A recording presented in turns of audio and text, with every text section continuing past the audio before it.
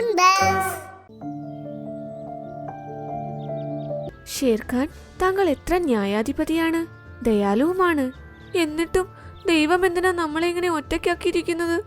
മഹാറാണി, ദൈവത്തിന്റെ തീരുമാനങ്ങൾ ദൈവത്തിനെ അറിയൂ. നമുക്ക് രണ്ടുപേർക്കും ഇതിൽ കൂടുതൽ എന്താണ് ചെയ്യാൻ പറ്റുന്നത്?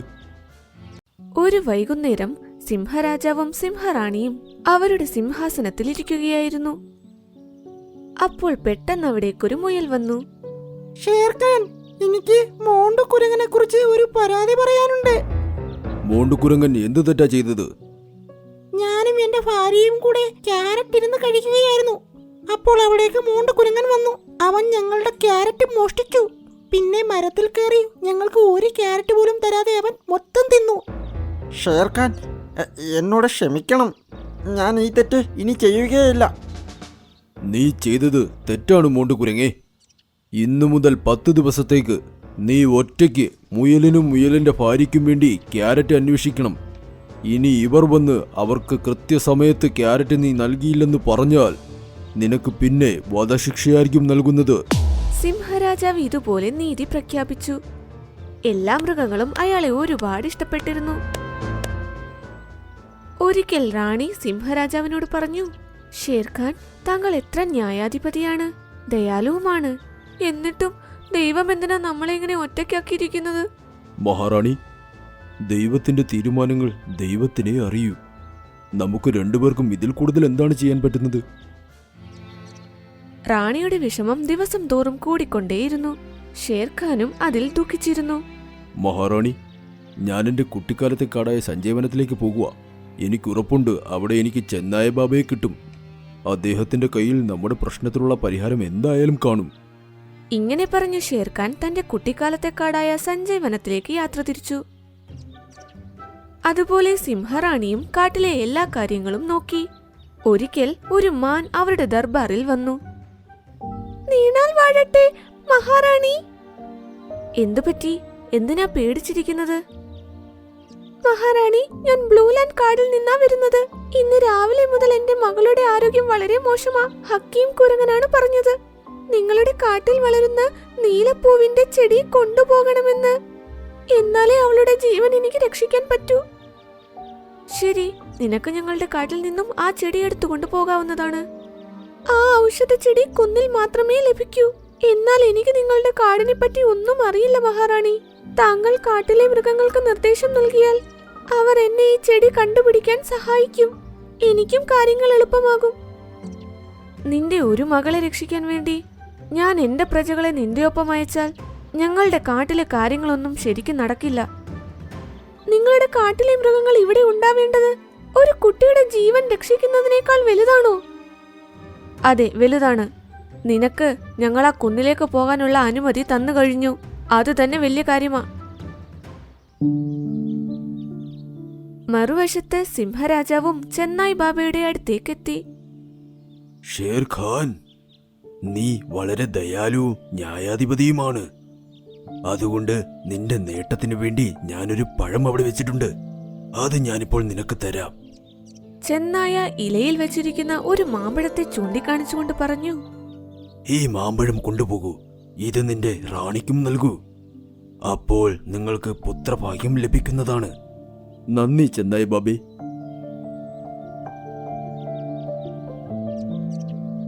ഷേർഖാൻ മാമ്പഴവും കൊണ്ട് തന്റെ കാട്ടിലേക്ക് തിരിച്ചു വന്നു.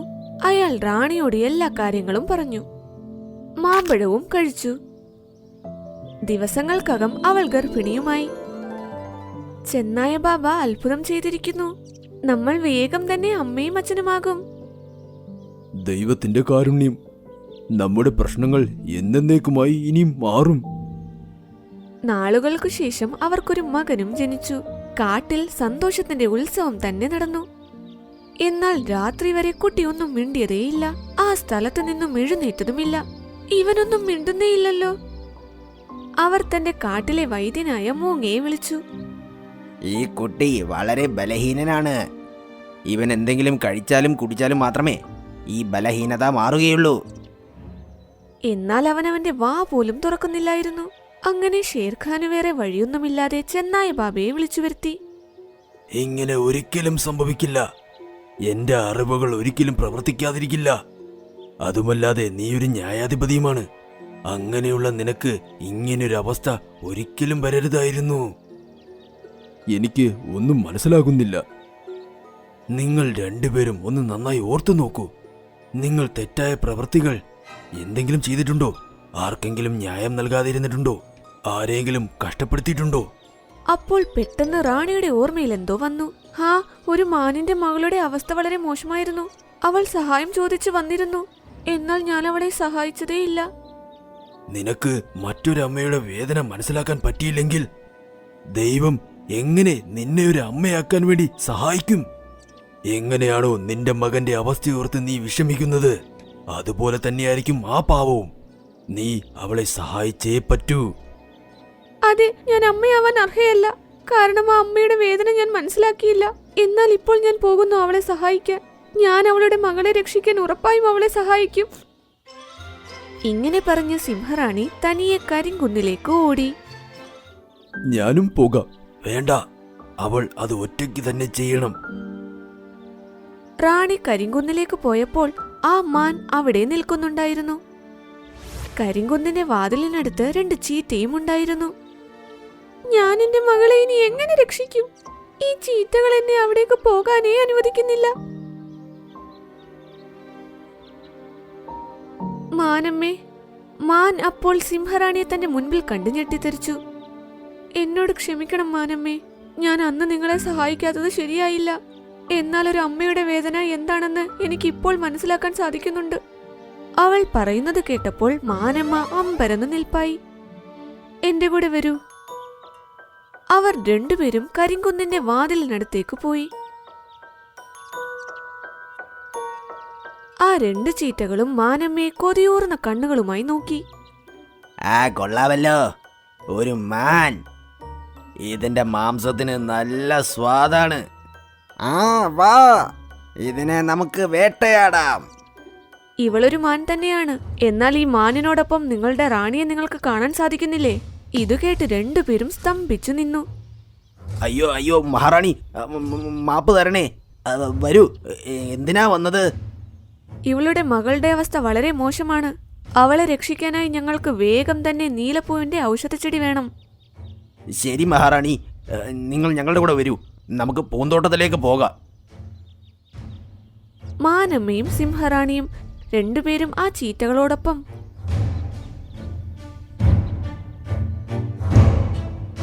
കരിങ്കുന്നിലെ പൂന്തോട്ടങ്ങൾക്കിടയിൽ ഔഷധച്ചെടി തിരയാനായി തുടങ്ങി.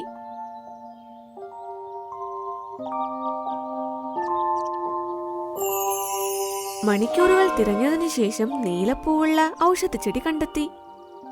ഇതാണ് ആ ഔഷധം മഹാറാണി. ചീറ്റ ആ ചെടി പിഴുതെടുത്ത് മഹാറാണിക്കും നൽകി. അതിനുശേഷം രണ്ടുപേരും വേഗം ഓടി മാനമ്മയുടെ കാട്ടിലേക്ക് പോയി. മാനമ്മ തന്റെ മകൾക്ക് ഔഷധച്ചെടിയും നൽകി. നിമിഷങ്ങൾക്കുള്ളിൽ അവൾക്ക് ഭേദമായി. എന്റെ മഹാറാണി, താങ്കൾക്ക് വളരെയധികം നന്ദി. താങ്കൾ ഇല്ലായിരുന്നെങ്കിൽ എന്റെ കുട്ടി ഇപ്പോഴും അസുഖത്തിലായിരുന്നേനെ. ദൈവം താങ്കളുടെ മകനെ എന്നേക്കും രക്ഷിക്കട്ടെ. ഇതു കേട്ടപ്പോൾ റാണിക്ക് തന്റെ മകനെ കുറിച്ച് ഓർമ്മ വന്നു. അവളുടെ കണ്ണുകൾ നിറയുകയും ചെയ്തു. അവൾ തന്റെ കാട്ടിലേക്ക് തിരികെ വരികയായിരുന്നു. അവൾ വന്നപ്പോൾ അവളുടെ കണ്ണുകളെ അവൾക്ക് വിശ്വസിക്കാൻ കഴിഞ്ഞില്ല. അവളുടെ മകൻ തറയിൽ കിടന്ന് കഴിച്ചുകൊണ്ടിരിക്കുന്നു. അവൻ ഒരു കുഴപ്പവുമില്ലാതെ മാംസമിരുന്ന് കഴിക്കുന്നു. അവന്റെ അടുത്തായി ഷേർഖാനും ബാക്കി എല്ലാ മൃഗങ്ങളുമുണ്ട്. അയ്യോ, എന്റെ മോനെ എങ്ങനെ ശരിയായി? നീ എപ്പോൾ ഒരു അമ്മയുടെ കുഞ്ഞിന്റെ ജീവൻ രക്ഷിച്ചു. ഭഗവാൻ നിനക്കതിനുള്ള പ്രതിഫലം തന്നു. നീയൊരു അമ്മയായിരിക്കുന്നു. ഇതു കേട്ടപ്പോൾ സിംഹറാണിക്ക് വളരെ സന്തോഷമായി. പിന്നെ തന്റെ മകന്റെ അടുത്തേക്ക് പോയി അവനെ കൊഞ്ചിക്കാനും തുടങ്ങി. ബാക്കി എല്ലാ മൃഗങ്ങളും സന്തോഷത്തോടെ തുള്ളിച്ചാടാനും തുടങ്ങി.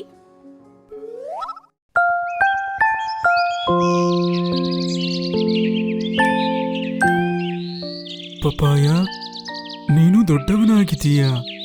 ಇವಾಗ ನೀನು ಆದಷ್ಟು ಬೇಗ ಕೆಳಗೆ ಬೀಳುವನಿದ್ದೀಯಾ? ಹಾ, ನಾನು ಬೀಳುವನಿದ್ದೇನೆ. ಆದರೆ ಯಾವುದೇ ಪ್ರಾಣಿಗಳಿಗೂ ಗೊತ್ತಾಗದೇ ಆಗಿರಲಿ ನಾನೊಂದು ಮಾಂತ್ರಿಕ ಪಪಾಯ ಎಂದು. ದುರಾಸೆಯ ಮೃಗ ಏನಾದರೂ ತಗೊಂಡೋದ್ರೆ ಗೊತ್ತಿಲ್ಲ ಏನೇನು ಕೇಳ್ತಾನೆ ಅಂತ. ಅರೇ ನೀನೇನು ಹೇಳಲೇಬೇಡ. ಈ ರೀತಿ ಮಾಡೋದ್ರಿಂದ ಯಾವುದೇ ಪ್ರಾಣಿಗೂ ನಿನ್ನ ಬಗ್ಗೆ ಸತ್ಯ ಗೊತ್ತೇ ಆಗೋದಿಲ್ಲ.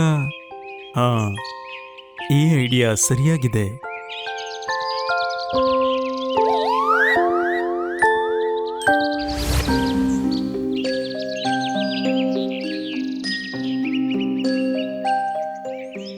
ಅರೆ ವಾ, ಸಿಕ್ತು ಇವತ್ತಿಂದ ಊಟ.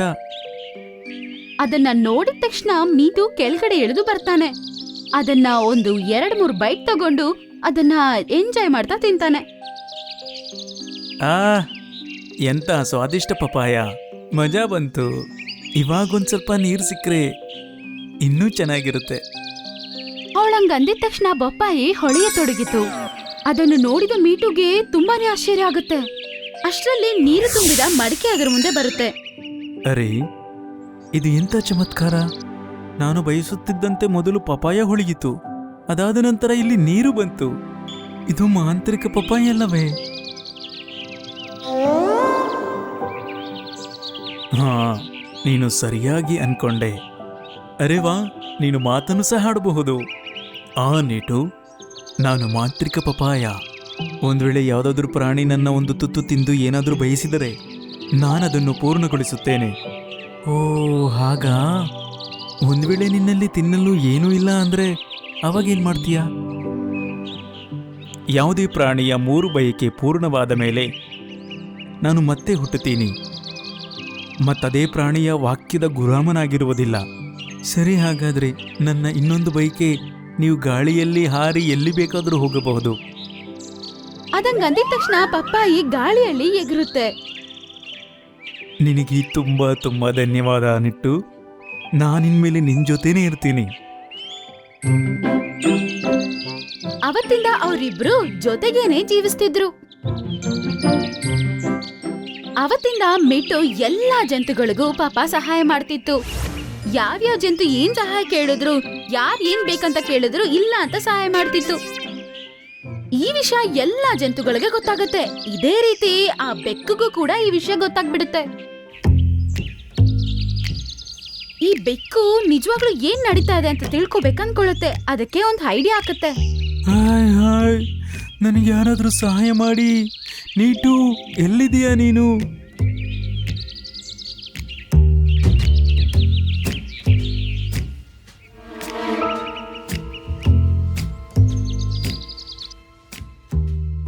ಏನ್ ವಿಷಯ ಮಿಕ್ಕು? ನೀನ್ ಈ ರೀತಿ ಏನಕ್ಕೆ ಮಾಡ್ತಿದ್ಯಾ? ನೀಟು, ನನ್ನ ಎದೆಯಲ್ಲಿ ತುಂಬಾ ನೋವಾಗ್ತಿದೆ. ನೀನು ಈಗಲೇ ಕಪ್ಪು ಬೆಟ್ಟದ ಮೇಲೆ ಇರುವ ಹೂವನ್ನು ತರ್ತೀಯಾ? ಅದರಲ್ಲಿ ಎಲ್ಲ ನೋವನ್ನು ವಾಸಿಯಾಗಿಸುವ ಶಕ್ತಿ ಇದೆ. ಅದು ಪಾಪ ಕಷ್ಟಪಡೋದ್ ನೋಡಿ ಗಿಣಿಗೆ ತುಂಬಾನೇ ಪಾಪ ಅನ್ಸುತ್ತೆ. ನೀನಿಲ್ಲೇ ಇರು ಗೆಳೆಯ, ನಾನು ಇವಾಗ್ಲೇ ಬರ್ತೀನಿ. ಹಂಗಂತೇಳಿ ಮೀಟು ಅದರ ಮನೆಗೆ ಹೋಗುತ್ತೆ. ಅದರ ಹಿಂದ್ಗಡೆನೆ ಬೆಕ್ಕು ಸಹ ಮೀಟು ಮನೆಗೆ ಹೋಗುತ್ತೆ. ಮೀಟು ಪಪ್ಪಾಯಿನ 1 ಬಾಯ್ ಕಚ್ಕೊಂಡು ಹೀಗಂತ ಹೇಳುತ್ತೆ. ಮಾಂತ್ರಿಕ ಪಪಾಯ, ನನಗೀಗಲೇ ಕಪ್ಪು ಬೆಟ್ಟದಲ್ಲಿ ಬೆಳೆಯುವ ನೀಲಿ ಹೂವು ಬೇಕು. ಹಂಗಂತ ಹೇಳಿದ ತಕ್ಷಣ ಪಪ್ಪಾಯಿ ಹೊಳೆಯೋದಕ್ಕೆ ಪ್ರಾರಂಭಿಸುತ್ತೆ. ಮತ್ತೆ ಅದನ್ ಕೇಳಿದ್ದನ್ನ ಕೊಟ್ಬಿಡುತ್ತೆ. ಆ ಬೆಕ್ಕು ಒಳಗಡೆ ಬರುತ್ತೆ. ಅರೆ ಮೀಕು, ನೀನಿಲ್ಲಿ? ಹಾ, ನಾನು ಎಲ್ಲವನ್ನೂ ನೋಡಿದ್ದೇನೆ. ಹಂಗಂತ ಹೇಳಿ ಬೇಗ ಹೋಗಿ ಆ ಪಪ್ಪಾಯಿನ ಕಚ್ಕೊಂಡು ಅದ್ ಏನ್ ಬೇಕು ಅಂತ ಕೇಳ್ಕೊಳುತ್ತೆ. ಹೇ ಮಾಂತ್ರಿಕ ಪಪಾಯ, ಈಗ ನಾನೇನ್ ಹೇಳ್ತೀನೋ ಅದನ್ನೇ ಮಾಡ್ಬೇಕು. ನನ್ ಜೊತೆ ಈಗ್ಲಿಂದೀಗ್ಲೇ ನನ್ ಮನೆಗ್ ನಡಿ. ಹಂಗಂತ ಹೇಳಿದ ತಕ್ಷಣ ಪಪ್ಪಾಯಿ ಹೊಳೆಯೋದಕ್ಕೆ ಪ್ರಾರಂಭಿಸುತ್ತೆ. ಆಮೇಲೆ ಗಾಳಿಯಲ್ಲಿ ಎಗರುತ್ತೆ. ನೀನ್ ಮಾಡ್ತಿರೋದ್ ಸರಿಯಿಲ್ಲ ಮೀಕು. ಪಪಾಯ ಗೆಳೆಯ, ಇದರ ಜೊತೆ ಹೋಗ್ಬೇಡ. ಇದು ನನ್ನ ಕಚ್ಚಿ ತಿಂದು ಬಯಸಿದ್ದಾನೆ ನೀಟು. ನಾನಿವನ ಬಯಕೆಗಳನ್ನು ಪೂರ್ಣಗೊಳಿಸಲೇಬೇಕು. ನೀಟು, ಒಂದ್ ವೇಳೆ ಯಾರಿಗಾದ್ರೂ ಹೇಳಿದ್ರೆ ನಾನೀ ಪಪಾಯವನ್ನೇ ಸಾಯಿಸ್ಬಿಡ್ತೀನಿ. ಆಮೇಲೆ ಮೀಕು ಬೇಕು ಕೂಡ ಅಲ್ಲಿಂದ ಹೋಗ್ಬಿಡುತ್ತೆ. ಮತ್ತೆ ಪಪ್ಪಾಯಿ ಕೂಡ ಅದರ ಜೊತೆನೆ ಹೋಗುತ್ತೆ.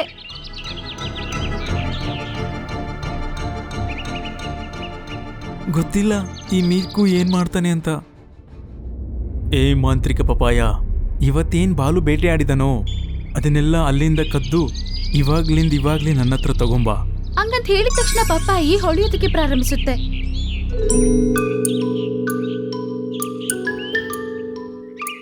ಇವತ್ತು ತುಂಬಾ ದೊಡ್ಡ ತಾಜಾ ಭೇಟಿಯಾಗಿದೆ. ಮಜಾ ಬರುತ್ತೆ. ಹಂಗಂತೇಳಿ ಅದು ಬೇಟೆಯಾಡಿದ ಮಾಂಸವನ್ನು ತಿನ್ನಕ್ಕೆ ಹೋದಾಗ ಆ ಮಾಂಸ ಅಲ್ಲಿಂದ ಮಾಯ ಆಗ್ಬಿಡುತ್ತೆ. ಈಗದು ಮೀಟು ಬೆಕ್ಕು ಮುಂದೆ ಇದೆ. ಅರೆ ವಾ, ಇಷ್ಟು ತಾಜಾ ಮಾಂಸ. ಹಂಗಂತೇಳಿ ಆ ಬೆಕ್ಕು ತಿನ್ನಕ್ಕೆ ಪ್ರಾರಂಭಿಸುತ್ತೆ. ಮಾರನೇ ದಿನ ಮೀಕು ಹೀಗಂತ ಹೇಳುತ್ತೆ, ಏ ಮಾಂತ್ರಿಕ ಪಪಾಯ, ಇವತ್ತು ಬಗೀರ ಆಡಿರುವಂತ ಬೇಟೆ ಅದು ಇವಾಗ್ಲೇ ನನ್ ಕಣ್ಮುಂದೆ ತಾ. ಅದು ಹಂಗಂತ ಹೇಳಿದ ತಕ್ಷಣ ಬಗೀರ ಅದರ ಗುಹೆಯಲ್ಲಿಟ್ಟಿರುವ ಮಾಂಸನು ಮಾಯ ಆಗ್ಬಿಡುತ್ತೆ. ಇದು ಹೇಗೆ ಆಗಲು ಸಾಧ್ಯ? ನನ್ನ ಬೇಟೆ ಎಲ್ಲಿಗೆ ಹೋಯಿತು?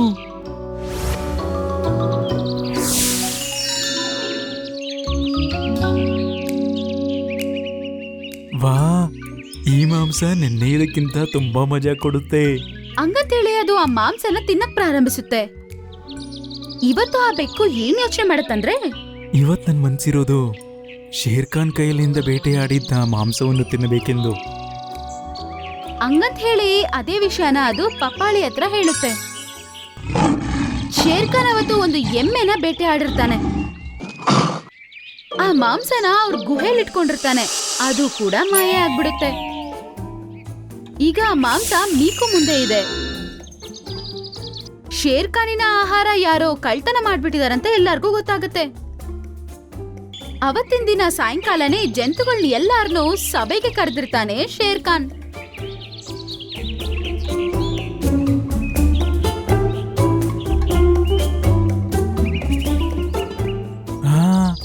ಮಜಾ ಬಂತು.